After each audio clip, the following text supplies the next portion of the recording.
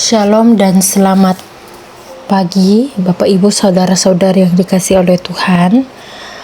Saat ini kita akan mendengarkan renungan harian edisi 20 November 2025. Dan mari kita siapkan hati dan pikiran kita. Pertolongan kita adalah dalam nama Tuhan yang menjadikan langit dan bumi. Kasih karunia dan damai sejahtera dari Allah Bapa kita dan dari Tuhan Yesus Kristus menyertai kamu sekalian. Kita akan membaca serta merenungkan firman Tuhan. Untuk itu mari kita satu dalam doa, kita berdoa. Ya Tuhan, Bapa kami yang penuh kasih, pada saat ini Tuhan kami merendahkan diri di hadapan-Mu. Bukalah hati dan pikiran kami untuk benar-benar memahami kebenaran firman-Mu. Jauhkanlah kami dari segala bentuk hal-hal yang mengganggu kami di pagi yang hari ini.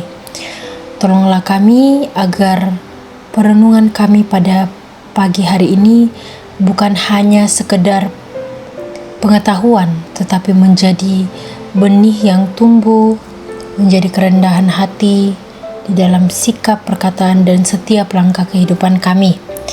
Ajarilah kami untuk bersyukur dan bergantung sepenuhnya padamu ya Tuhan. Di dalam nama Tuhan Yesus kami berdoa, amin. Bapak Ibu Saudara-saudari yang dikasihi oleh Tuhan, tema perenungan kita rendah hati. Dan pembacaan kita dari Yeremia pasal 21 ayat 1 sampai 10. Di bawah judul Kejatuhan Yerusalem dinubuatkan kepada Raja Zedekia. Firman yang akan datang dari Tuhan kepada Yeremia ketika Raja Zedekia mengutus Pasur bin Malkia dan Imam Sefanya bin Masea kepadanya dengan pesan, "Tanyakanlah petunjuk Tuhan untuk kami, sebab Nebukadnezar Raja Babel memerangi kami. Barangkali Tuhan akan melakukan bagi kami sama seperti perbuatan-perbuatan yang ajaib, sehingga Nebukadnezar meninggalkan kami." Kata Yeremia kepada mereka, "Beginilah kamu katakan kepada Zedekia, beginilah firman Tuhan Allah Israel, sesungguhnya aku akan membalikkan senjata perang di tanganmu yang kamu pakai berperang melawan Raja Babel dan orang Kasdim yang mengepung kamu dari tembok. Aku akan mengumpulkannya ke tengah kota ini. Aku sendiri akan berperang melawan kamu dengan tangan teracung dan lengan yang kuat, dengan murka dan kobaran amarah, serta kegeraman yang hebat. Aku akan memukul penduduk kota ini, baik manusia maupun binatang. Mereka akan mati karena sampar yang hebat." Sesudah itu, Zedekia Raja Yehuda dan pegawai-pegawainya serta penduduk kota ini yang luput dari sampar, pedang, dan kelaparan akan kuserahkan ke dalam tangan Nebukadnezar, Raja Babel. Demikianlah firman Tuhan, ke dalam tangan musuh mereka yang mengincar nyawa mereka.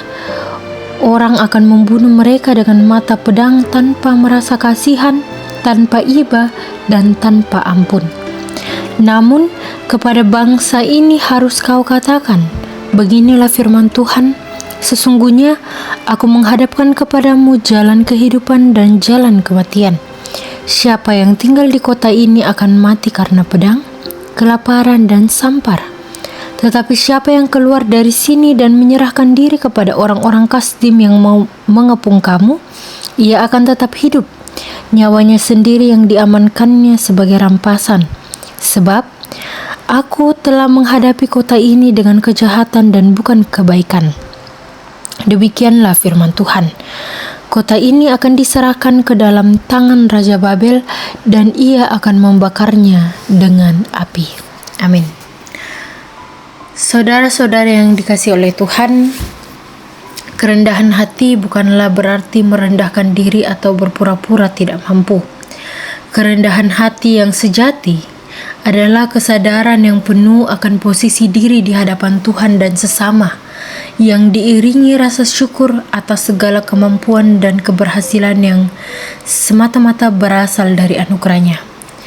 Seseorang yang rendah hati akan senantiasa mengingat bahwa semua yang dicapainya adalah karunia dan akan selalu mengarahkan pujian kembali kepada sumbernya. Sebaliknya, orang yang sombong dan angkuh akan selalu merasa diri hebat, mengklaim keberhasilan sebagai hasil usahanya sendiri, dan bahkan cenderung mengabaikan atau campur tangan orang atau pihak lain dalam segala keberhasilannya. Ia membanggakan diri sendiri untuk segala pencapaian dalam hidupnya. Godaan menjadi orang yang sombong dan angkuh tentunya dapat dialami oleh setiap orang, termasuk orang percaya, khususnya ketika berada di puncak pencapaian karir atau bahkan dalam pelayanan kita sehari-hari. Belajar dari firman Tuhan hari ini, kita melihat contoh nyata kegagalan dalam mempraktikkan kerendahan hati melalui kisah Raja Sedekia, raja terakhir Yehuda. Sedekia dikenal sebagai seorang raja yang senantiasa melawan kehendak Tuhan. Ia tidak pernah sungguh-sungguh menjadi orang yang rendah hati.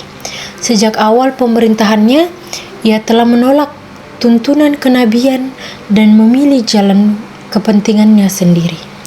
Namun, pada saat yang terdesak oleh musuh dan ancaman kehancuran Babel sudah di depan mata, barulah dia mengingat dan meminta petunjuk dari Tuhan melalui Nabi Yeremia. Tindakan Sedekia ini mengungkapkan kerendahan hati yang palsu dan terpaksa. Walaupun ia meminta bantuan kepada Nabi Yeremia, namun bukan ia sendiri yang menemui nabi itu, melainkan hanya mengirim seorang utusan. Hal ini memperlihatkan betapa sulitnya Sedekia mengubah diri menjadi pribadi yang rendah hati. Ego dan tahta kerajaan masih lebih penting daripada pengakuan dosa dan penyerahan diri kepada Allah. Padahal, ia tahu betul bahwa di masa lalu, oleh pertolongan Tuhanlah, nenek moyang mereka dilepaskan dari tangan musuh. Sedekia lebih senang menjadi orang yang berpura-pura rendah hati daripada bertobat kepada Tuhan. Sikap ini adalah penundaan yang berujung fatal. Mencari Tuhan hanya sebagai pemadam kebakaran dan bukan sebagai raja yang patut ditaati. Atas sikap Sedekia dan penolakan bangsa itu terhadap firman-Nya, murka dan penghukuman dari Tuhan tidak dapat dibendung. Namun dalam murka Tuhan itu selalu ada kasih yang menyertai umat-Nya. Ayat 8-10 memperlihatkan tawaran kasih Tuhan. Sekalipun keadilan Tuhan melalui penghukuman tetap akan dilaksanakan, Tuhan memberikan dua pilihan kepada umat-Nya, jalan kehidupan atau jalan kematian. Ini adalah anugerah terakhir bagi mereka yang mau merendahkan diri dan taat. Bapak, Ibu, Saudara-saudari, godaan untuk menjadi sombong terus mengintai anak-anak Tuhan. Hal itu seringkali nampak melalui kesombongan kita, yaitu sikap yang benar-benar menganggap diri paling benar, paling berpengetahuan dalam hal-hal yang lain, dalam hal-hal iman kita. Kita bisa saja bersemangat melayani atau rajin berdoa, tetapi jika hal-hal itu membuat kita menghakimi atau merendahkan orang lain yang tidak seperti kita, maka kita telah jatuh ke dalam dosa yang sangat-sangat dibenci Allah, yaitu kesombongan. Karena itu, mari kita mengingat diri kita. Ingatlah senantiasa bahwa Yesus telah mengajarkan anak-anaknya untuk menjadi rendah hati dan tahu akan rasa syukur. Karena dikatakan juga dalam Matius pasal 23 ayat 12, barang siapa meninggikan diri, ia akan direndahkan, dan barang siapa merendahkan diri, ia akan ditinggikan. Teladan tertinggi kerendahan hati adalah Yesus Kristus sendiri, yang meskipun setara dengan Tuhan, mengambil rupa seorang hamba. Dan hendaknya sikap Yesus ini menjadi sikap kita dalam menjalani hidup kita sehari-hari, baik di tempat kerja, di rumah, maupun di dalam pelayanan kita. Karena kerendahan hati adalah satu-satunya pintu untuk menerima anugerah. Karena Allah, karena Tuhan, menentang orang yang congkak, tetapi mengasihani orang yang rendah hati. Karena itu, mari kita tinggalkan topeng-topeng keangkuhan dan hidup dalam kerendahan hati. Kita berdoa. Ya Yesus Kristus, Tuhan dan Juru Selamat kami berterima kasih atas firman-Mu yang kembali mengingatkan kami akan pentingnya kerendahan hati. Kami mengakui bahwa seringkali kami jatuh dalam godaan-godaan, dalam kesombongan kami, baik dalam pencapaian kami maupun dalam penilaian kami terhadap orang lain. Ampunilah kami Tuhan, dan berilah kami kekuatan Roh Kudus untuk meneladani Engkau. Ajari kami untuk bersuka cita dalam keterbatasan kami dan bersyukur atas setiap anugerah sekecil apapun itu. Teguhkan hati kami Tuhan untuk berjalan dalam ketaatan dan kerendahan hati mulai hari ini dan seterusnya. Kami serahkan seluruh kehidupan kami ke dalam tangan-Mu, di dalam nama Tuhan Yesus. Haleluya. Amin. Kita terima berkat Tuhan. Kiranya Allah mengasihani kita dan memberkati kita. Kiranya Ia menyinari kita dengan wajah-Nya. Amin. Demikianlah renungan kita pada pagi hari ini. Selamat beraktivitas. Tuhan Yesus memberkati.